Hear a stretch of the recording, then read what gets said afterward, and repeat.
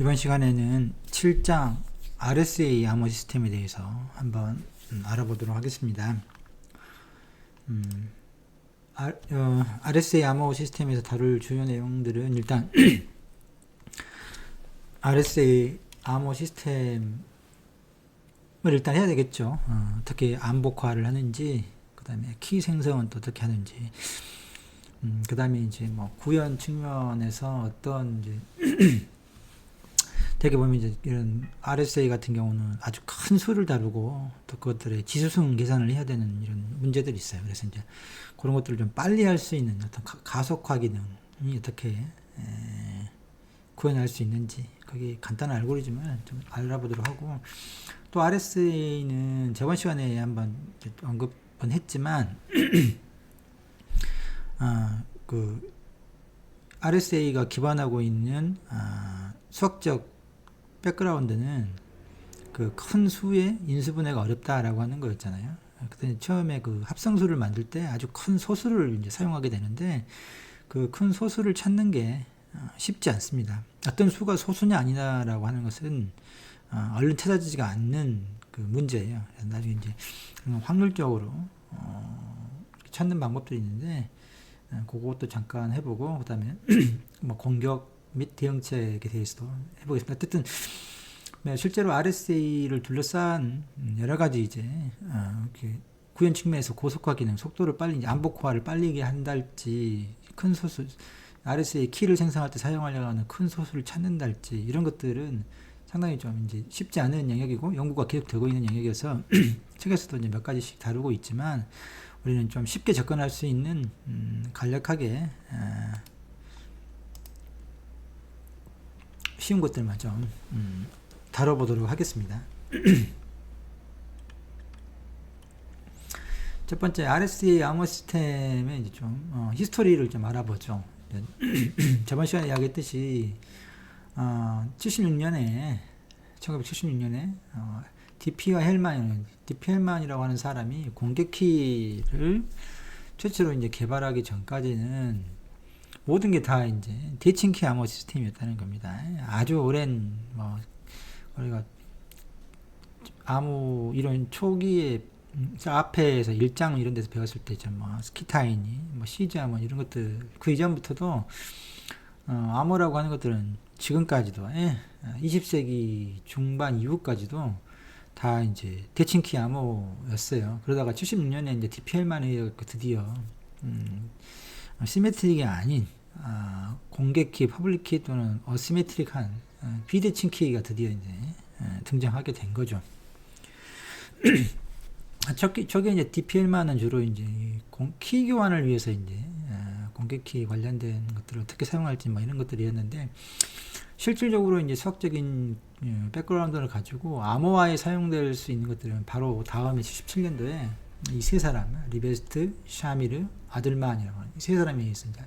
RSA 암호라고 하는 게 이 세 사람의 이름의 이니셜을 따가지고 RSA죠. 그래서 이제 RSA라고 하는 암호 시스템이 생긴 건데, 이름이 만들어지는데, 어쨌든 이 사람들이 이제 RSA라고 하는 암호 시스템을 이제 제안하게 된 거죠.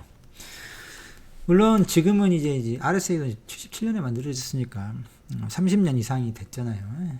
그 뒤로 이제 RSA보다도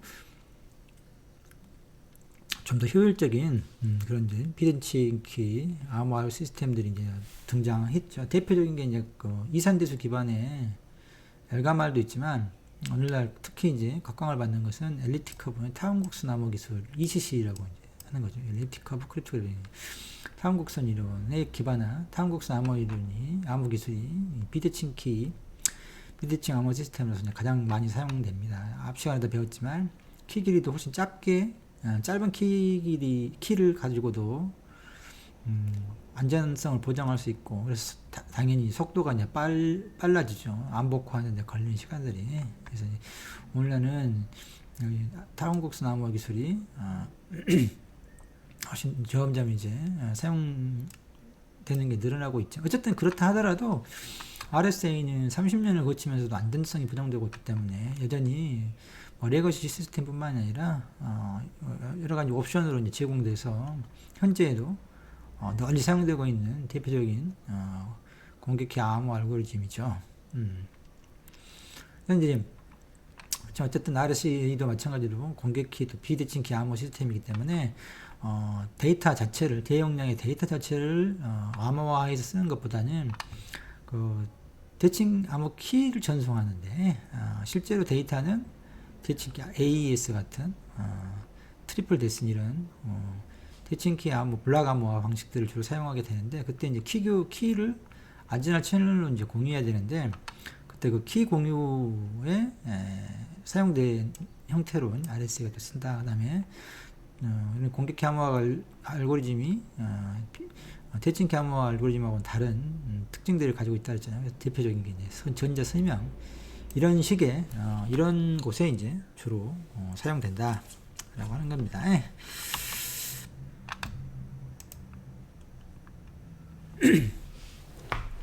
일단 우리가 대칭키 암호 알고리즘 AES는 이 데슨 이런 거에서는 암복화 단계가 상당히 복잡했어요.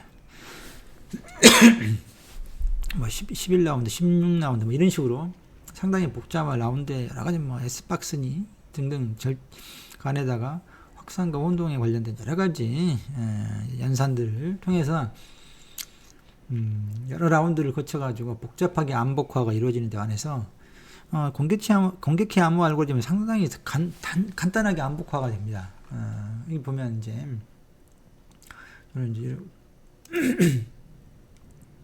정수환에서 이제 정수환이라고 하는 게 별게 아니고 n이 뭐 21이다 그러면 숫자가 그럼 정수환은 정의되는 경우는 거죠.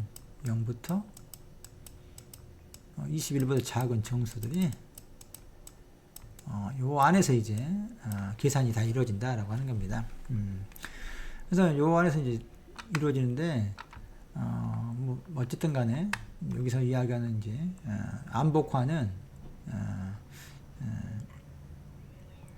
이렇게 공개키하고 개인키가 이제 나중에 키 생성 뒤에 배우겠지만 거기에서 이제 이렇게 두 가지 NE하고 D라고 하는 세 개의 NE, D 이렇게 해서 NE는 공개해 놓은 겁니다.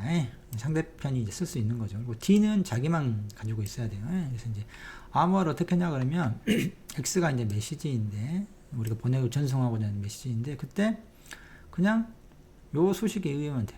수식에 여기 있는 N과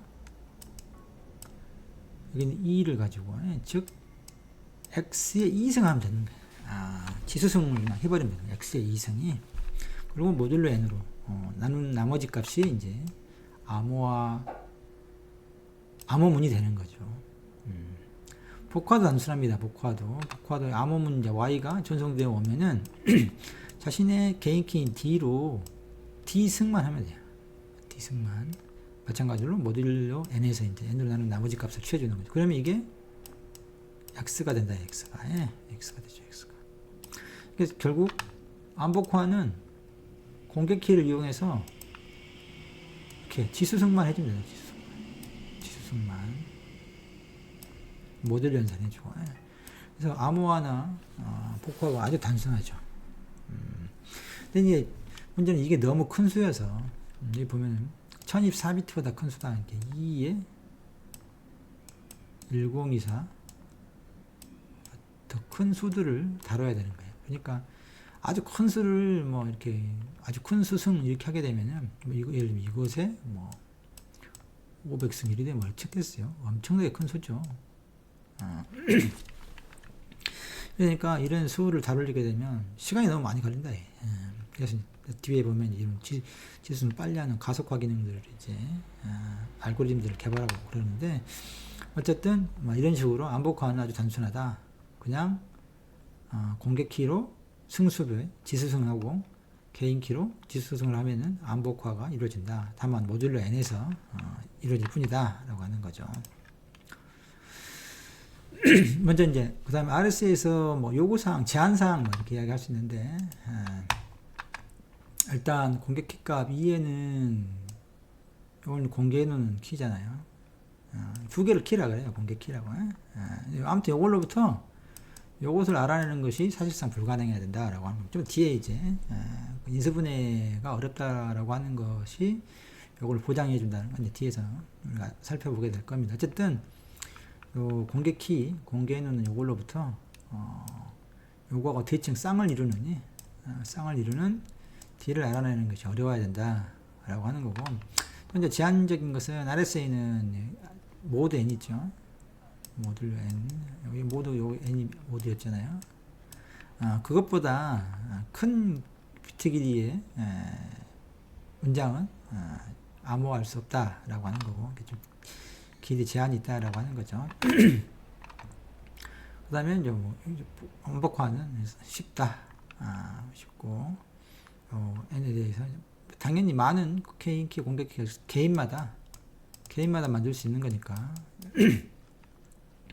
그리고 키 관리가 편하죠. 왜냐면 자기만 상대편하고 공유해야 될 건 없어. 그냥 공개키는 공개해놓고 아무나 다 가져서 볼 수 있는 거고, 자기 개인키만 비밀리 유지하면 되는 거죠. 대칭키는 사람 쌍마다 핸드쉐이킹을 연마다고 이야기했죠. 그 사람 쌍마다 두 사람만이 공유해야 되는 키가 있기 때문에 사람 수가 늘어나면은 내가 한 사람으로부터 나하고 주변에 있는 모든 사람에 대해서 키쌍을 존재해야 되는 그런 대칭키는 이제 그런 게 있었잖아요. 그래서 키 관리가 어렵죠. 사람마다 이걸 달리 해줘야 선택해야 되니까 100사람, 1000사람, 10,000사람 늘어나면은 그때마다 그 사람의 키를 찾아가지고 해야 되는데, 이 공개키 암호화를 좀 그럴 필요가 없다는 거예요. 자기 개인 키는 그대로 숨겨놓고, 아까 여기 E와 N으로 되어 있는 이 공개키는 아무나 봐도 상관없다. 그러니까 상대방이 1000명이든 10,000명이든 1억 명이든 상관없이 공개키 하나만 있으면 암호화 메시지를 주고받을 수 있다라고 하는 거죠. 이런 거기 때문에 공개키 암호 알고리즘에서는 키 관리가 그렇게 특별한 문제가 되지 않는다라고 하는 겁니다. 오히려 이런 공개해 놓은 키가 실제 이 사람 거냐라고 하는 인증받는 게 이제 문제가 돼서 우리가 공인인증서 이런 것들이 필요하다라고 하는 거였어요. 그러면 실제로 이제 키 생성 부분을 한번 봐보도록 하죠. 이제 우리가 대칭 키 암호 알고리즘에서는 키 생성은 뭐 따로 없었어요. 그냥 두 사람이서 공유할 수 있는 랜덤한 다른 사람이 모르는 그냥 수를 하나 선택만 하면 그게 바로 이제 키로 사용할 수 있는 거였는데, 키 길이만 이제 맞추면 되고, 거기에 비해서는 그 대신에 이제 암복화가 어려웠었잖아요. 복잡했잖아요. 근데 이제 비대칭 키, 공개키 암호 알고리즘 반대로 이 키쌍을 만들어내는 게 상당히 좀 복잡합니다. 대신에 암복화는 그냥 지수승하는 거, 그 다음에 모듈로 N으로 나눠주는 거, 좀 서로 어렵고 쉬운 영역이 좀 다르죠. 어쨌든 RSA에서는 키 생성하는 게 상당히 복잡하고 이게 이제 메인이다라고 하는 거죠. 이게 이제 수학적인 기반이 이 RS 키를 공개 키로부터 개인 키를 추출해내는 것을 어렵게 하는 그게 이제 숨어 있는 거죠. 예전에 이제 그 보안기사 시험에 이 RSA 키 생성하는 이 자체가 시험에 나온 적이 있어요. 간단한 수를 주고 공개 키와 개인 키 쌍을 찾아봐라, 뭐 이렇게 시험에 나왔던가, 아니면 뭐 메시지를 하나 주고 X 값을 아까 그 평문을 주고 이렇게 주었을 때 아무 문이 뭐로 나오느냐, 뭐 이런 식의 주관식 문제가 있었죠. 어쨌든 이 과정은 좀 잘 알아둘 필요가 있습니다. 첫째, RSA 암호 알고리즘이 생성하는 목적은 이제 공개 키하고 개인 키라고 하는 한 쌍을 생성이 되는 거죠. 처음에 중요한 건 첫 번째 단계는 두 개의 큰 소수 PQ를 선택하는 거예요. PQ를 두 개를. 근데 이게 아주 큰 수이기 때문에 나중에 이제 이게 P나 Q가 소수인지 아닌지를 판별하는 것도 쉬운 일이 아닙니다. 그렇죠. 어쨌든 큰 수인 두 소수를 이제 선택해야 되죠. 그래서 이 두 개를 곱한 게 n이에요. 이건 공개해 놓는다 했잖아요. 여기 공개하는데 이 PQ는 숨겨야 돼. 그 결과 곱한 것만 이제 공개를 하는 거죠. 좀 PQ를 숨겨야 되고. 근데 파이엔 우리가 파이 함수 앞에서 배웠죠? 파이 함수가 뭐였죠? n과 서로 소인 수의 개수를 계산하는 거 있잖아요.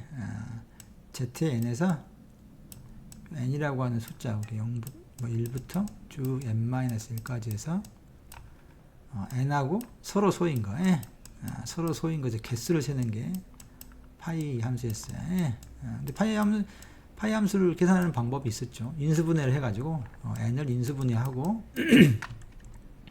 그곳에 이제 예를 들면 A의 2승, B의 3승이었다. 그럼 이런 게 있었죠. 파이 n이라고 하는 것은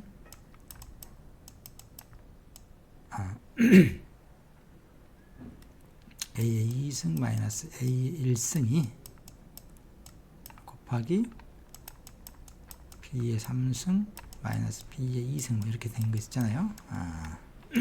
기억이 납니까? 아무튼 그런 방법을 하는 거예요. 근데 PQ가 다 1승이잖아요. 이게 인수분해가 두 개 소수니까 더 이상 쪼개지진 않아. 인수분해가 두 개로만 쪼개지는데, 그러니까 P의 1승, P의 0승이 1이죠. Q의 1승, Q의 0승이 1이니까 파이 함수는 이렇게 이제 계산이 됩니다.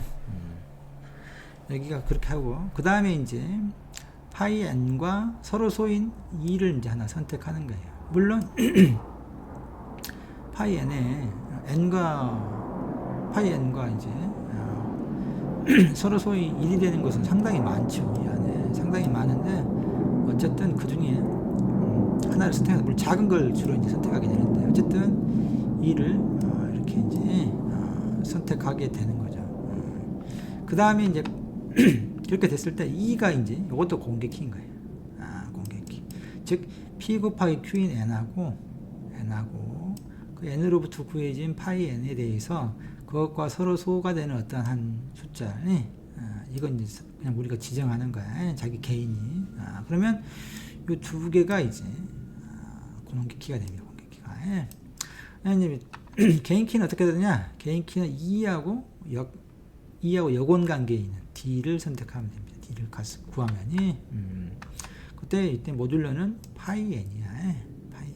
파이 n에서 이렇게 이제 D 2의 역원인 거죠. 이게 D는 사실은 2의 역원이야.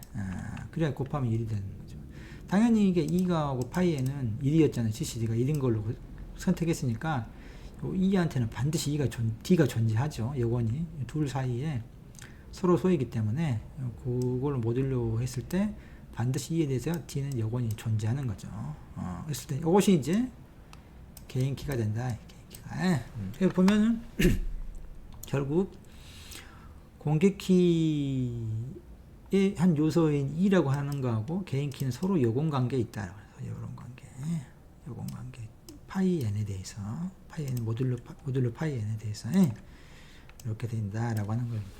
근데 결국은 개인 키하고 공개 키는 이제 쌍을 이루는 거죠. 수학적인 관계가 있는 거죠. 근데 여기서 이제 착각하면 안 될 게, 아까 우리가 어떤 X에 대해서, X라고 하는 메시지에서 암호화할 때는 이거 공개키를 이렇게 했었잖아요. 그때 모듈 연산은 뭐였어요? n이었다고. n이 공개해놓은 n. 여기는 키를 생성할 때는 파이 n이야. 파이 n. 파이 n. 달라 이거. 비슷한 것처럼 보이지만 전혀 다르죠. n과 파이 n은. 근데 우리가 생각해 봐봐. 일단 2는 공개되죠.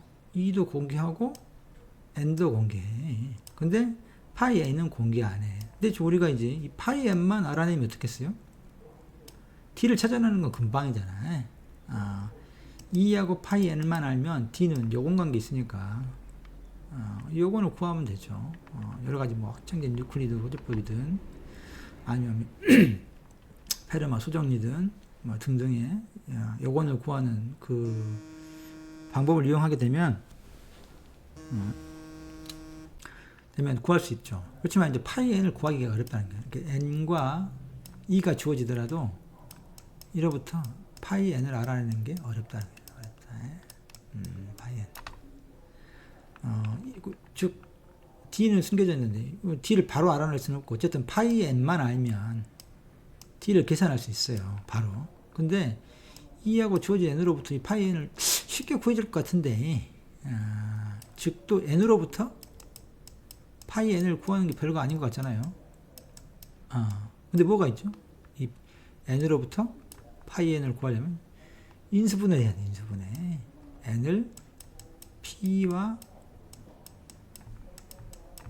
q로 인수분해 해야 되는데 요게 어렵다는 게 이제 제가 이야기했던 인수분해 어렵다라고 하는 게 n으로부터 두 개의 소수인 p와 q를 찾아내는 게 어렵다. 이렇게 둘이 곱해가지고 n을 계산하는 건 쉽지만 n으로부터 두 개의 pq를 인수분해하는 것은 어렵다. 이게 이제 인수분해의 어려움이죠.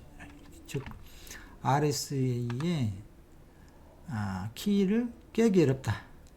공개 키로부터 개인 키를 찾아내기 어렵다라고 하는 단순한 일방향 함수의 위력인 거예요.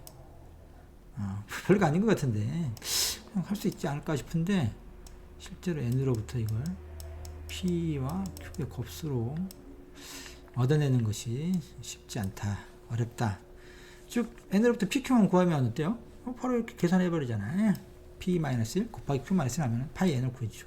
파이 n을 구하고 2를 알면 d는 바로 이제 구할 수 있으니까 결국은 공개된 n으로부터 요런 것을 구하면은 이 RSA 암호 알고리즘은 그냥 깨진다. 그렇지만 이게 어렵다는 거지. 이해가 됐는가? 이해가 됐겠죠? 그렇습니다. 어쨌든 이런 식의 절차를 이건 뭐 외워야 돼. 좀 단계가 두 개의 큰 수들을 선택하고 그놈을 둘을 곱한 n을 구하고 그 파이 n을 또 구하고 파이 n과 서로소인 1을 하나 선택하고 그다음에 모듈러 n 파이 n에서 2와 여건관계 있는 d를 구하면 이때 n, 2, d가 구해지죠. 다. 그때 n과 2는 공개키고 최종적으로 2의 여건인 d는 개인키다. 그렇습니다. 한번 구체적인 예를 가지고 메시지 4를 어떻게 암호화하고 어떻게 복구하는지 한번 보도록 하죠. 밥이 이제 앨리스가 밥한테 메시지를 보내려고 그래요. 앨리스가 하는 일은 밥의 공개키를 얻어야 돼. 근데 공개키는 뭐 공개해 놓는 거니까 공개해 놓은 거 얻어서 암호화하면 되는데 밥은 이제 자신의 공개키하고 개인키 쌍을 만들어서 공개키를 이제 공개해야 되겠죠. 그럼 이제 밥이 먼저 키 생성을 해야 되는 거예요. 키 생성을. 그래서 밥이 여기서 이제 큰 소수를 할 수가 없으니까 P를 3, Q를 10, 둘 다 소수죠. 이렇게 이제 선택했다고 합시다. n은 이제 두 개를 곱한 값 33이 되죠. 이것도 이제 공개할 거예요. 그렇지만 이제 이 33으로부터 공개키에 해당하는 2와 개인키에 해당하는 비밀키에 해당하는 d를 이제 구해내는 거죠. 어떤 파이에는 각각 3과 11로부터 1씩 뺀 것을 곱한 거니까 20이 됐어요. 20과 서로 소에 있는 것들은 상당히 많죠. 3만 있는 건 아닌데 뭐가 있죠? 7도 되죠. 7도. 이것도 되고. 어쨌든 뭐 여기서는 이제 3을 선택한 거예요. 얘를 3으로 선택했더니 D의 2의 여건이 7이더라. 우리 7이군요. 만약에 7을 선택했으면 이제 7을 공개하고 3을 개인키로 가질 뻔했네. 두 개가 서로 여건 관계 있으니까 3, 7은 21이니까 모듈러 20으로 나누면 1이 남는 거죠. 그래서 1이 된다는 걸 알 수 있죠. 2 곱하기 D가.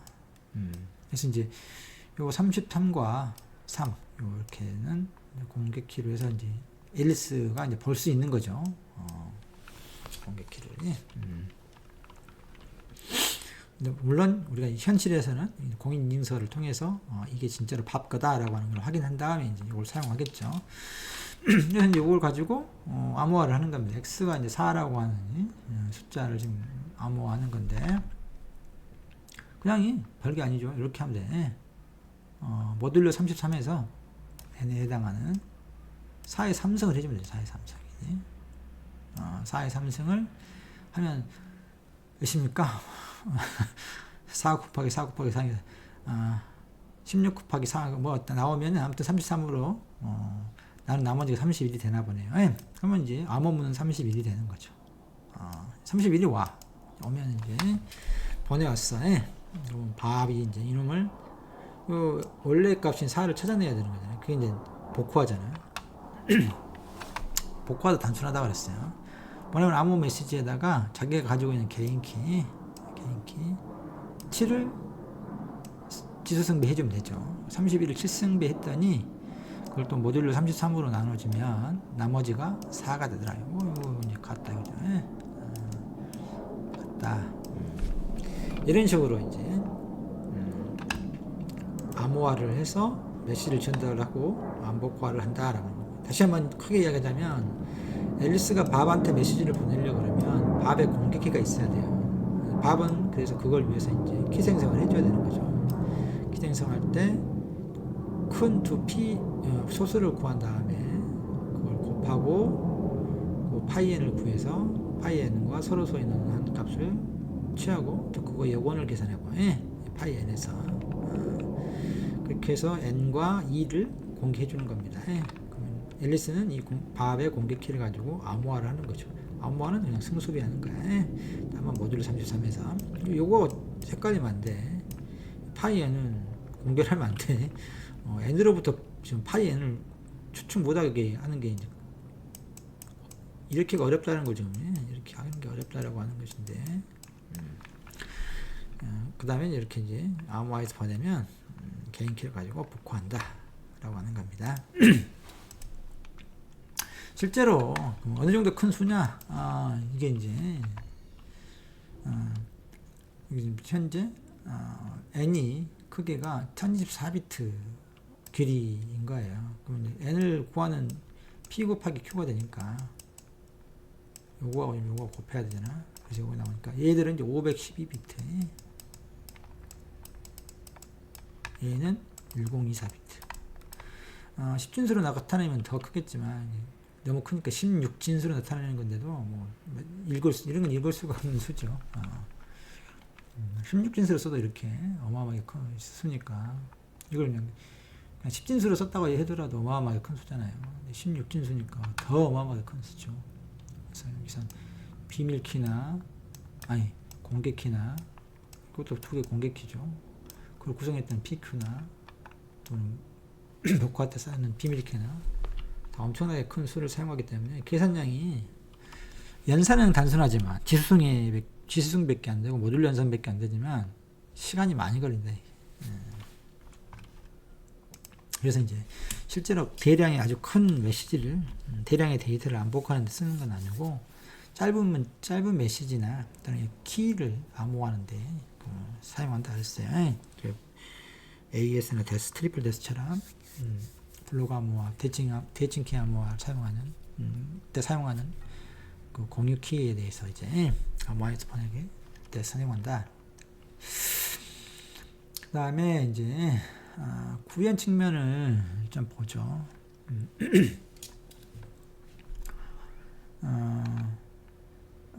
방금 뭐 내가 이야기했던 그런 내용들인데 뭐 보면은 모듈러 지수승만 있는 거죠. 일단 상당히 이제 연산은 단순해요. 연산은 단순하다. 다만 이제 아주 큰 수를 쓰기 때문에 데스나 AES도 훨씬 속도가 느리다.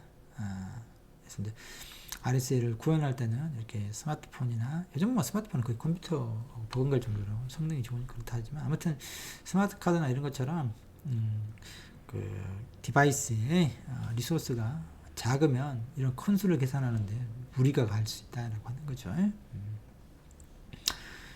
이제 이런 것 때문에 이걸 어떻게 하면 지수승을 또 속도가 시간이 많이 걸리잖아. 큰 수를 사용하니까 훨씬 느리다 그랬잖아. 그래서 이제 그런 지수승 계산을 어떻게 하면 빨리 할 것인가가 이제 상당히 중요한 이슈 중 구현상에 있어서 상당히 이슈가 되는 거죠. 지수승 계산을 빨리 하는 알고리즘을 찾아내는 게 대표적으로는 제거프 곱셈이라고 스퀘어 앤 멀티플라이라고 하는 걸 우리가 좀 살펴볼 텐데 이걸 가지고 이제 하게 되면 지수승을 훨씬 더 좀 효율적으로 할 수 있다라고 하는 겁니다. 어쨌든 구현 측면에서 중요한 것은 연산은 모듈러 지수승밖에 아니니까 단순하지만 아주 큰 수를 사용하기 때문에 시간이 많이 걸린다. 어떻게 하면 빨리 지수승을 계산할 것인가? 라고 하는 게 중요한 구현상의 이슈가 된다 라고 하는 겁니다. 예. 그래서 이제 그 중에 하나가 대표적인 게 우리가 일반적으로 지수는 곱하면 어쩌 2 10승하면 단수 무식하게 하는 방법 2 곱하기 2하고 예.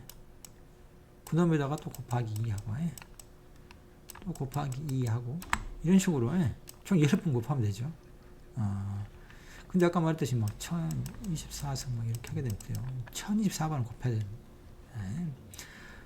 메시지 짧은 메시지 하나를 보내는데 이 정도 시간이 들려서 암호화해서 보내고 또 그걸 복호하는데 이 정도 시간을 들여서 이제 복호하고 또 그 다음 메시지를 이렇게 하려고 하면 아마 여러분들 짜증나서 못 할 겁니다. 예. 짜증난 게 아니라 이제 기다릴 수가 없죠. 우리가 브라우저를 띄워놓고 데이터 하나 다운받으려고 그러면 암호화돼서 온다 그러면 뭐 거의 시간이 너무 많이 걸려가지고 뭐 네트워크가 마비가 됐나 이런 생각을 할 수밖에 없는 거죠. 그래서 이런 식의 계산하면 안 된다. 그래서 이제 생각해낸 것 중에 한 알고리즘이 제곱 후 곱셈면 스퀘어가 이제 제곱이야 이게 제곱 이게 멀티플라이는 곱한다는 거잖아요. 그래서 예를 들면 10의 26승을 한번 계산해 보자. 10의 26승을 그러면 이제 단순한 방법은 x의 26승 x를 26번 곱하면 되잖아요. 사실은 x 곱하기 x 곱하기 x 이런 식으로 26번을 곱해야 되는데 이러면 이제 시간이 많이 걸린다. 이걸 단 5번 만에 5번 좀 더 되게 맥시멈 10번 만에 할 수 있다는 어떻게 하냐 그러면 x의 지수를 쓰고 있는 26을 이진수로 표현하는 거예요.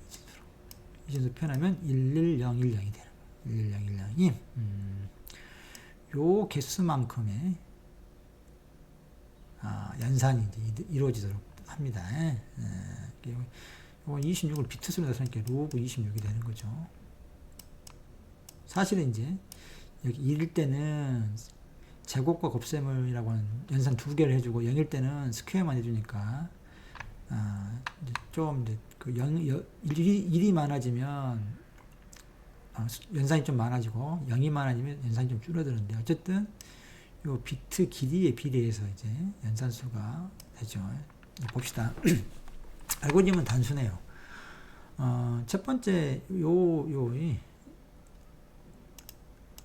여기 이진수로 표현돼 26을 이진수로 표현했을 때 요를 앞에서부터 차례로 따라가면서 연산하게 됩니다. 1을 만나면 두 가지를 다 해. 제곱하고 또 곱하고 x를 제곱하고 x를 다시 한 번 곱하고 0을 만나면 제곱만 하는 거예요. 제곱만 왼쪽에 있는 산만이 이 과정이 이제 그렇게 써진 거예요. 봅시다. 초기에 이제 무조건 초기는 다 이제 1로 시작하죠. 어떤 수든지 앞에 0은 다 제거해 버리니까 그때는 이제 x를 그대로 첫 번째 1에서는 x를 x의 1승 x로 놓고 보는 거예요. x로 그 다음에 이제 요것부터가 이제 그 다음부터를 요거대로 해주는 요거대로. 첫 번째 봤던 1이죠. 1이니까 x의 1승을 제곱해주고 멀티플라이 곱해주고 여기 제곱했죠. x의 1승을 제곱해 x 2승이 되고 1이니까 1이면 요 두 개 다 해주면 되겠어. x를 또 한번 곱해줘요. 그건 x의 플러스 1이 되는 거죠. x 2승 플러스 1 x 3승이 되는 거죠. 이렇게 요게 요 1을 만났을 때 저 앞에 있던 x의 1승을 제곱하고 한번 곱해주고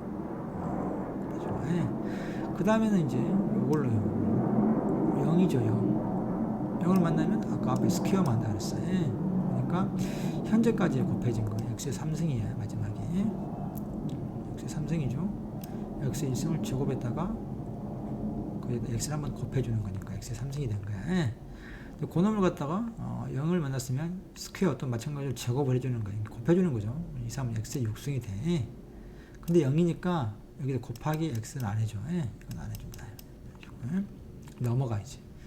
그 다음에 이제 2를 또 만났죠. 이러면 또 이제 스퀘어 앤 멀티플라이를 해. 그래서 x의 6승을 제곱을 하죠. 6이 12, x의 12승이 되고 거기에다 x를 한번 곱해줘.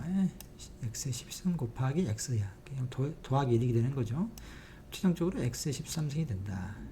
13승이 여기까지 해서 마지막으로 이제 0이 만나죠. 0을 만나면 똑같이 이제 x의 13승을 제곱하는 거니까 x의 26승이 된다.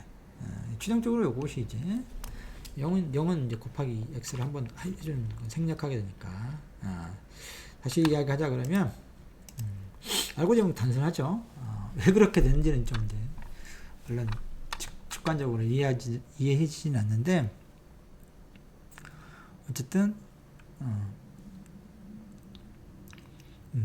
알고리즘은 먼저 지수에 해당하는 놈을 이진수로 바꿔라. 그리고 첫 번째 치는 빼고 두 번째 치부터는 1을 만나면 x의 그 앞에까지 계산되어 온 놈을 스퀘어하고 멀티플라이 두부 연산해 주는 거다. 0을 만나면 스퀘어만 해줘라. 저것만. 1을 만나면 스퀘어하고 또 그 수를 똑같이 한 번 더 곱하는 두 가지. 여기는 1이니까 그대로 초기 설정인 거고 1을 만났을 때는 이렇게 두 가지 A, B 두 연산을 하는 거죠. 0을 만나니까 한 번만 A만 해주면 돼. 또 1을 만나면 두 개 연산을 해줘야 돼. A, B를. 또 0을 만나면 한 번만이 앞에 거 스퀘어만 해주면 된다. 이런 식으로 하게 됐죠. 실제로 이제 이게 보면 이제 이긴수를 따라가다 보면 1을 만나면 이게 자릿수가 늘어나는 거예요. 여러분들 이거 뭐 수학 시간에 배웠을랑가 모르겠는데 어떤 이진수에다가 2를 곱하면 어때요? 어떤 이진수에다 2를 곱하면 왼쪽으로 시프트가 하나 돼. 예를 들면 1이 있다가 하면 곱하기 2를 하면 1, 0이 된단 말이에요. 여기다 또 2를 곱하면 1, 0, 0이 되죠. 1이고 2이고 4죠.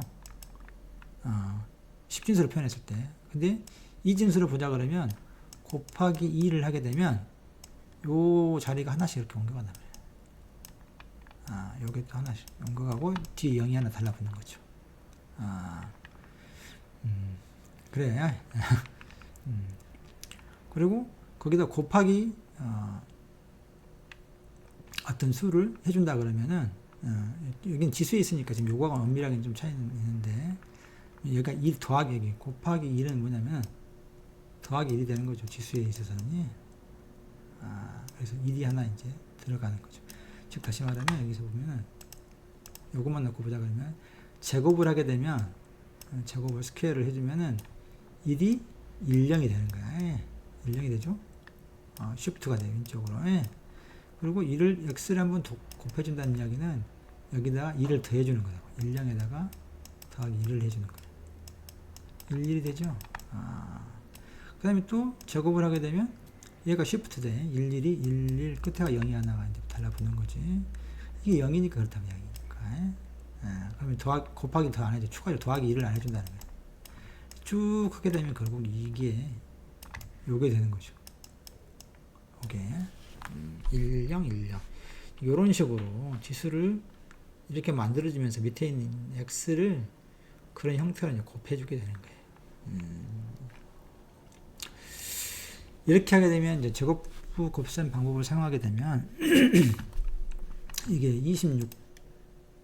26이었잖아요. 그러면 아주 단순하게 하는 방법을 하면 26번 해야 된다고.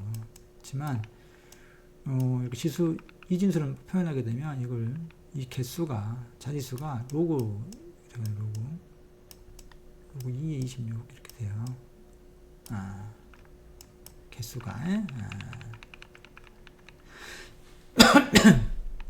여기서 이제 5비트면 5번이면 되죠. 26번이 되는데 물론 이제 1인 경우는 곱하기 스퀘어하고 멀티플라이가 들어가니까 최대 여기 곱하기 2배에 해당하느니 다 1이라고 했을 때 이 정도의 시간이 걸리는데 얘는 26번 하죠. 물론 숫자가 지금 적으니까 그러지만 만약 이게 1000이라고 해요. 1000 이 x의 1000승이 잠깐만요.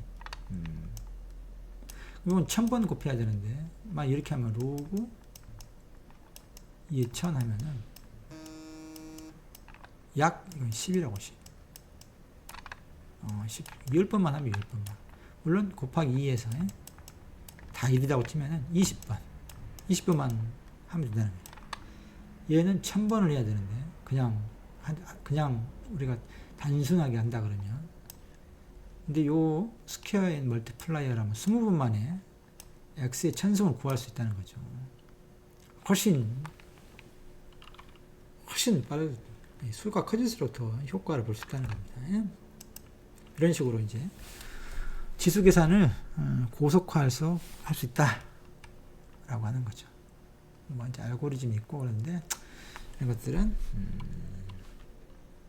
생략하고, 기타 뭐 이제 짧은 이제 좀 더 이제 고속화하는데 지수 2를 암호할 때 좀 작은 수를 쓰자라고 하는 겁니다. 아까 뭐 2가 엄청나게 큰 수를 썼는데 그러지 말고 2를 그냥 3으로 쓰거나 2를 뭐 7로 쓰거나 이런 식으로 작은 수를 해도 어차피 2는 공개하는 거잖아. 큰 걸 공개하나 작은 걸 공개하나 어차피 n 이퀄 pq를 구하지 못하기 때문에 d를 얻을 수가 없어요. 그러니까 그냥 짧은 2를 하게 되면은 암호할 때는 속도가 훨씬 빨라지잖아요. 물론 복호할 때는 d가 크니까 큰 수일 거니까 복호할 때는 시간이 좀 걸리지만 암호할 때는 이제 빨리 하도록 2를 작은 수를 쓰자. x의 2승이 암호하잖아요. 이걸 이제 3으로 하면 3번만 곱하면 되잖아. 훨씬 이제 효과적으로. 기타 뭐 중국인의 나머지 정리니 또 이제 아예 사전에 테이블을 만들어 놓고 계산을 미리 해 놓거나 아마 이런 여러 가지 이제 트릭들이 존재합니다. 중국인 나머지 정리는 여러분한테 설명하기 좀 어려울 것 같으니까 이거는 생략하도록 하고 뭐 이런 식의 방금 했던 스퀘어 멀티플라이 위에도 이런 트릭들이 존재한다. 뭐 중국인 나머지 정리는 좀 더 고급의 수학적인 기술이긴 하지만 아무튼 이런 식으로 지수를 빨리 하려고 하는 고속화 기술이 RSA에서는 상당히 중요한 이슈이다 라고 하는 겁니다. 뭐 이것도 생략하고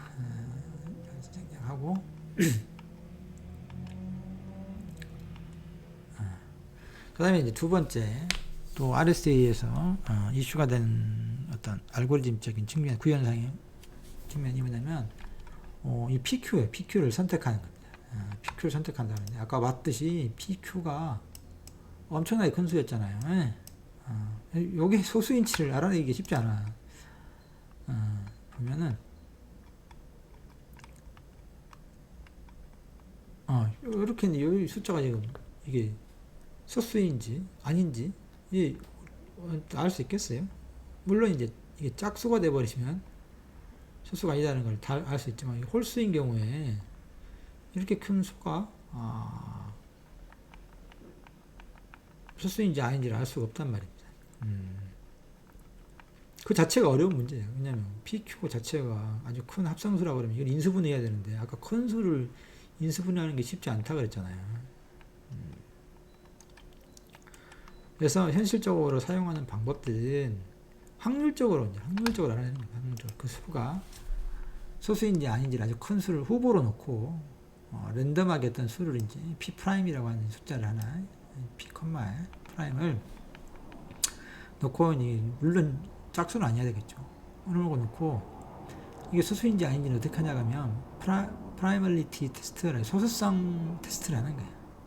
소수 테스트를 해가지고 이게 지금 이 테스트를 통과하면 소수라고 보고 이제 사용한다라고 하는 겁니다.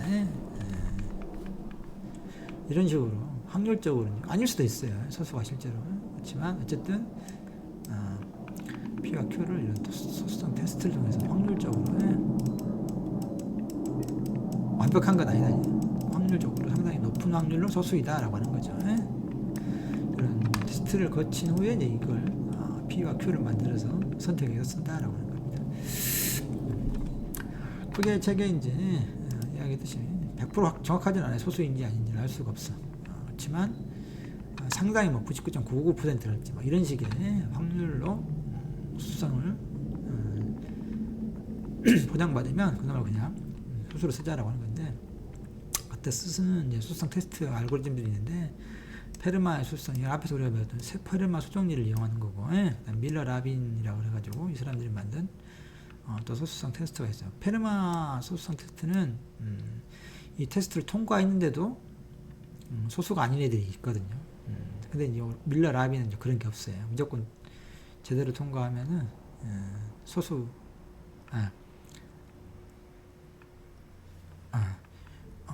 소수가 아닌 태도, 내 말을 잘못했네. 페르마 소수성 테스트는 소수가 아님에도 불구하고 이 테스트를 통과할 수가 있어요. 그렇지만 밀러 라빈 소수성 테스트에서는 소수가 아니면 절대 이 테스트를 통과할 수가 없어요. 그런 장단점이 있습니다. 근데 페르마 소수성 테스트는 좀 간단하죠. 우리는 요것만 알아보도록 하겠습니다.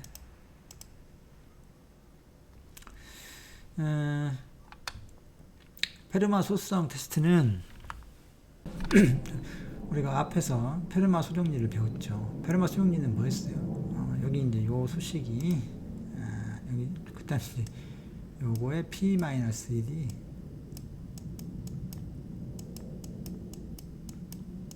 어디로? p에서 1이다 그랬죠. 그때 단 조건이 뭐였냐면 이게 소수야, 소수.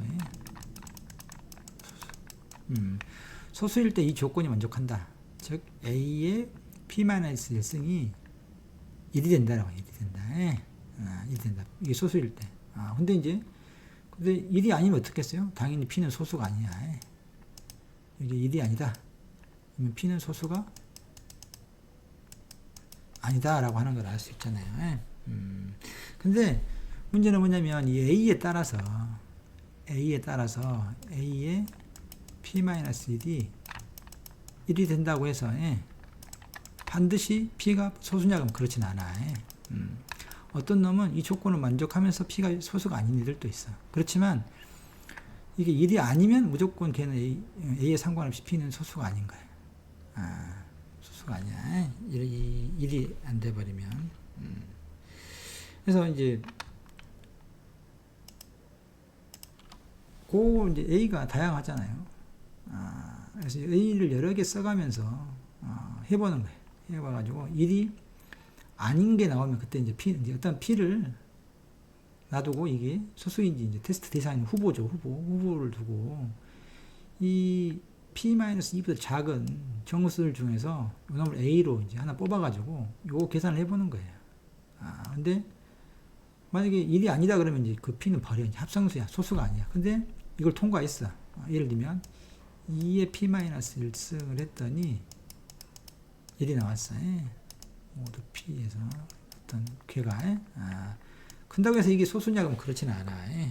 일단 이건 통과했지만 위치 3을 해놓고 보면 이게 1이 아닐 수 있거든.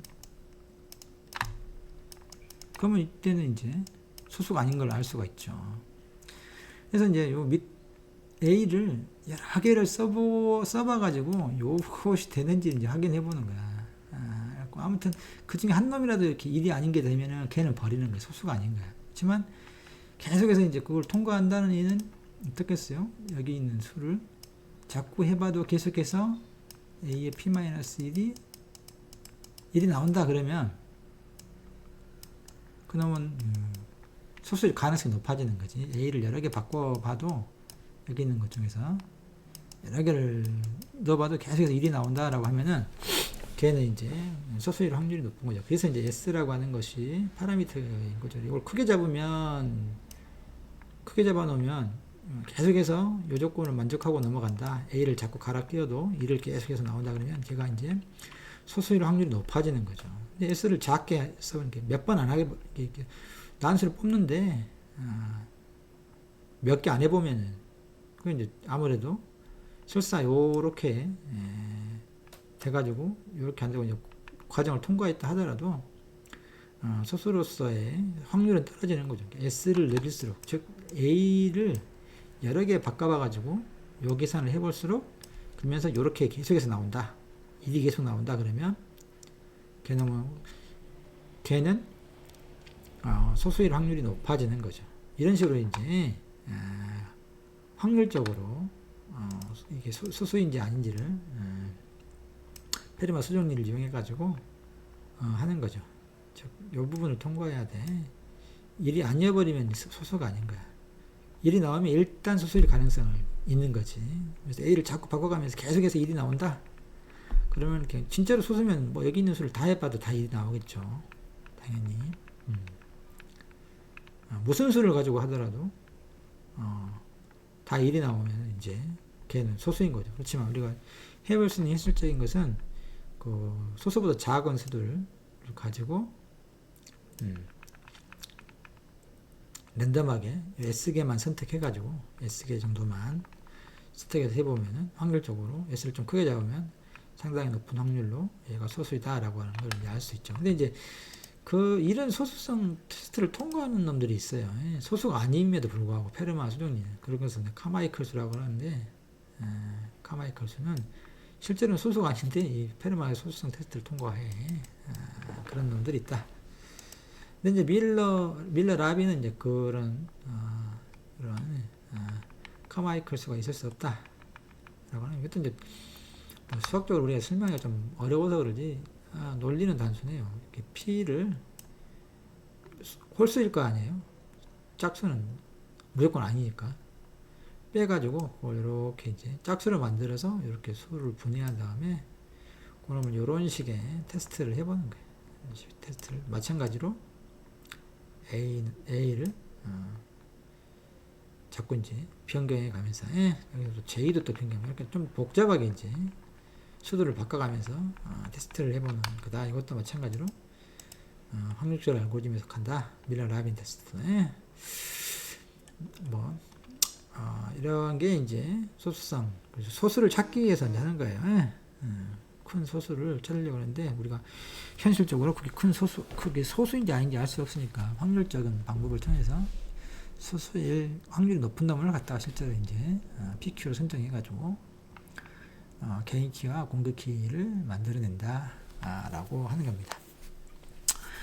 그 다음에 이제 공격을 이제 한번 알아보죠. 공격에는 뭐 분석적 공격과 물론 브루트포스 공격도 있어요. 모든 수를 다 집어넣어보는 하나씩 그런 건 사실상 이제 불가능하니까 그렇고, 이제 쭉 n 이퀄 pq를 구하는 거죠. 하나씩 다 집어넣고 n보다 작은 소수의 쌍을 다 갖다가 곱해보면 문제가 나오겠죠. 근데 그게 이제 1024승이면 뭐 수십 년, 수백 년 걸린다, 뭐 이런 이야기야.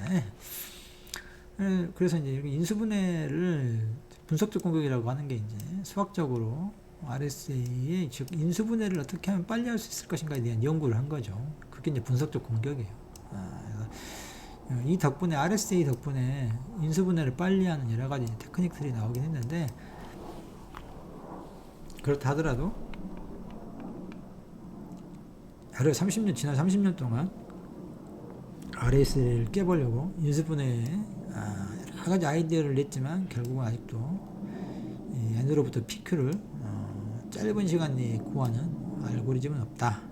대신 하드웨어의 속도가 빨라지니까 GPU 서버니 TPN 이런 고성능의 컴퓨터들이, 슈퍼컴퓨터 이런 것들이 나오니까 그런 것들을 엄청나게 많이 연결해서 사용하게 되면 PQ를 다 나눠가지고 해보는 거죠. 어느 구간대로 PQ의 구간들을 나눠가지고 요만큼을 컴퓨터 A에 컴퓨터 B한테 나눠주고, 컴퓨터 더 많으면 더 쪼개고 자꾸 쪼개가지고 엄청나게 많은 컴퓨팅 자원을 활용하게 되면 이거 알아낼 수는 있겠죠. 아무튼 그렇다 하더라도 상당히 큰 수를 사용하게 되면 아무튼 근본적으로 수학적인 문제로서는 해결 불가능하다, 시간이 많이 걸린다, 하드웨어적으로는 자꾸 되죠. 그 다음에 이제 구현 공격이라 그래가지고 이건 좀 이제 이런 분석적 공격은 아니고 사이드 이펙트를 이제 노려가지고 하는 건데, 뒤에 예제가 있으니까 보죠. 수학적 공격은 프로토콜 공격이라고 하는 것도 여기는 안 써져 있었는데, 보자 그러면 뭐 이건 이제 수학적 공격 아까 인수분해를 빨리 하는 방법을 찾는 거고, 프로토콜 공격은 이 자체는 암호문을 해독하는 것은 아니에요. 기밀성을 해치는 건 아닌데 무결성을 좀 해칠 수는 있죠. 예를 들면은 실제로 암호 메시지는 Y인데 중간에 이제 Y는 누구라도 볼 수 있잖아요. 제3자가. 또 E는 공개되어 있어요. 공개키니까. 그래서 쓸데없는 문자를 갖다가 이승해가지고 이렇게 붙여서 보내버리는 거야. 즉, 지금 여기 채널에 앨리스가 밥한테 메시지를 보내요. 암호화 해가지고 Y를 보내는데 중간에 공격자가 어떤 숫자에다가 이승을 해가지고 이건 할 수 있죠. 왜냐면 공격키가 아까 n하고 2였으니까 2승을 해가지고. 네. 그러면 이제 복구할 때는 어때요? 이런 걸 복구하겠죠. 복구하죠. 이렇게 복구할 거 아니에요. 중간에 끼어든 인원까지 포함해가지고 D로 D승하면 되잖아요. 전체를. 그럼 SED X 이렇게 되면은 요것도 S로 나오고 요놈도 X로 나오는 거죠. 원래는 요놈이 와야 되는데 앞에 S가 붙어가지고 들어온다. 무결성이 해쳐지는 거죠. 저 아무문에 이제 아주 예외적인 경우로 X가 뭐 보내는 게 100만원 보낸다 이렇게 돼 있는데 요 S에다가 숫자를 넣어가지고 앞에다가 뭐 100을 썼다 이렇게 되면 어떻겠어요? 수가 엄청나게 늘어나 버린 거지. 이런 무결성 공격을 할 수 있다. 이런 공격들은 이제 오늘날 이제 패딩이라고 해가지고 좀 복잡하게 이제 이렇게 되네. 복잡하게 해가지고 이런 프로토콜 공격을 이제 방어하는 방법들은 있습니다. 그 다음에 이제 부채널 공격이라고 하는 것을 이제 물리적으로 이제 하는 건데, 어떻게 하냐 그러면, 우리가 아까 치면 이제, 결국은 그 D를 알아내야 되는 거잖아요. D. E하고 N은 주어졌는데, D를 모르는 거잖아요. 그때 이제, 부채널이라고 하는 것은 물리적, 하드웨어적으로 공격을 한다는 거예요. 그러니까 선행 조건은, 복호하려고 하는 대상의 물리적인 디바이스를 가지고 있어야 되는 거예요. 가지고 있거나 아니면 그것을 내가 뭐 조사를 할 수 있는, 예를 들면 이제 핸드폰 같은 경우에, 스마트폰 같은 게 포렌식 하려고 할 때, 그럴지 뭐 그런 식으로 이제 해야 되는 거죠. 이런 경우 이제 어떻게 알아내냐 그러면은, 아까 우리가 그 지수승 계산한다 그랬잖아요. 뭐 x에 뭐 아까 26승이었나? 26 이렇게 할 때 스퀘어 멀티플라이어. 그 암호 그 지수승 알고리즘을 사용하게 되면은 1이고 0일 때였죠. 차이가 있었죠. 이럴 때는 스퀘어 앤 멀티플라이어 두 개 연산이 돼. 근데 0일 때는 스퀘어만 된다 그랬어요. 그러면 요건 연산이 두 개고 얘는 연산이 하나야. 그러면 그 디바이스에서 전력 소모가 어떻게 되겠냐? 전력 소모가 요걸 연산할 때는 어떻게 했어요? 두 개 연산이니까 이렇게 길어. 지금 여기 전력이잖아요. 시간상의 시간이 이렇게 흐르고 x축으로 이게 파워야. 전력 소모인 거죠. 평균적으로 전력 소모는 이렇게 되는데 아무것도 안 할 때 기본적으로 운영체가 돌아가니까 이제 전력 소모는 있겠죠. 근데 복호하느라고 어떤 메시지를 복호하려고 아까 Y가 왔을 때 여기다가 또 D승을 할 거 아니에요. 이렇게 할 때 D승을 해야 이제 X가 나오잖아. 그때 보면은 이제 1이 D가 우리는 모르지만 어떤 수인지 모르지만 이놈을 이진수로 바꿔놓고 1이냐 0이냐에 따라서 그 기계는 계산할 거 아니에요. 연산할 거 아니에요. 그래갖고 스퀘어 n 그 1인 경우는 두 번 연산을 해야 되니까 이렇게 전력이 길게 소모가 되는 구간이 있고, 그다음에 사이에 이제 갭이 생기죠. 0을 만나면 여기 짧게 길게 짧게 길게 이렇게 만나면 이제 패턴을 알 수가 있죠. 얘들은 다 0이야. 짧은 것들은 0. 스퀘어만 되니까 길게 있는 구간들은 그렇죠? 1이 되는 거예요. 이런 식으로 전력 소모량을 체크를 해보면은 우리 D를 이런 식으로 추측해낼 수 있다라고 하는 거죠. 신기하죠? 근데 이제 오늘날은 뭐 이런 걸 다 알기 때문에 S 할 때 요즘은 다른 계산을 하게 만들어버려요. 빈 계산을 아무나 곱하기를 막 해버리는 거야. 그러면 이 부분도 다 이제 SM으로 다 돼버린다고. 짧게 안 되고 스퀘어 N SNM 할 때 얘는 S만 하는 게 아니라 요거 복호하고 아무 상관없는 쓸데없는 연산을 한번 해주는 거야. 내부적으로 전력만 소모되게. 그렇게 해주면 이제 다 SM으로 나오겠죠. 이런 식으로 부채널 공격에 대해서는 방어를 한다 라고 하는 겁니다. 뭐 RS에 대해서 좀 이렇게 봤는데 좀 제가 빨리 좀 서둘러서 있는가 하는 좀 그런 섣불한 그런 느낌도 없지 않나요? 여러분이 여러 번 이제 동영상을 반복해서 들으면 이해할 수 있을 거라고 생각이 듭니다. 마지막으로 정리 좀 해보자 그러면 오늘날 이제 타운국선 암호 시스템이 인기를 얻고 속도가 빠르기 때문에 짧은 키기를 가지고도 동일한 보안 강도를 RSA 긴 키기를 가진 RSA하고 동일한 보안 강도를 짧은 키로도 보장해 줄 수 있기 때문에 훨씬 이제 속도가 빨라서 물론 타운국선 암호 시스템이 훨씬 인기를 끌고 있다는 건 사실이지만 어쨌든 RSA도 지난 30년간 꾸준히 사용되어 왔고 그래서 레거시 시스템이라고 하죠. 예전부터 계속해서 사용되어 있던 시스템들은 RSA를 그대로 사용하고 있는 경우가 많고 여전히 구현이 간단하죠. 알고리즘이 아주 간단하니까 이 타운국선 이름은 상당히 좀 쉽지 않아요. 수학적 체계가 상당히 복잡한 연산이 좀 들어가기도 하고 그래서 어쨌든 RSA는 이해하기도 쉽고 30년간 안전성이 보장됐기 때문에 여전히 사용될 수 있는 옵션으로 항상 제공이 되죠. 여러분들이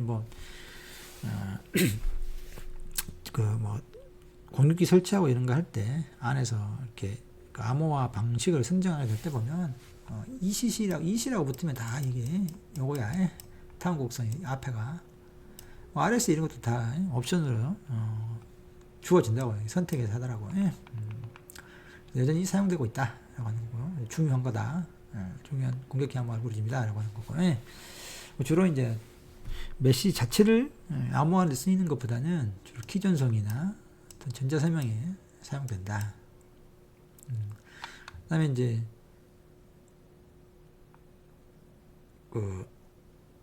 아까 이야기했죠. 고속화 기능 중에 하나 공격키는 좀 짧은 정수를 써도 돼. 아까 2는 3 이런 걸로 쓸 텐데 어차피 이건 공개할 거니까 D는 이제 모르죠. 그래서 이제 되게 공격키는 짧은 정수를 사용할 수 있어서 암호화할 때는 좀 빨라진다. 그게 비하면 복화는 이제 아주 큰 길이의 것을 사용하게 되니까 복화는 좀 느려질 수 있다 라고 하는 겁니다. 그리고 RSA는 인수분해 문제에 일방향 함수인 특성 때문에 큰 두 수를 곱해가지고 합성수를 만들기는 쉽지만 그 합성수로부터 인수분해하는 것은 쉽지가 않다. 특히 큰 수인 경우 그렇다는 거예요. 그래서 어쨌든 그렇지만 오늘 하도 발달해 놓으니까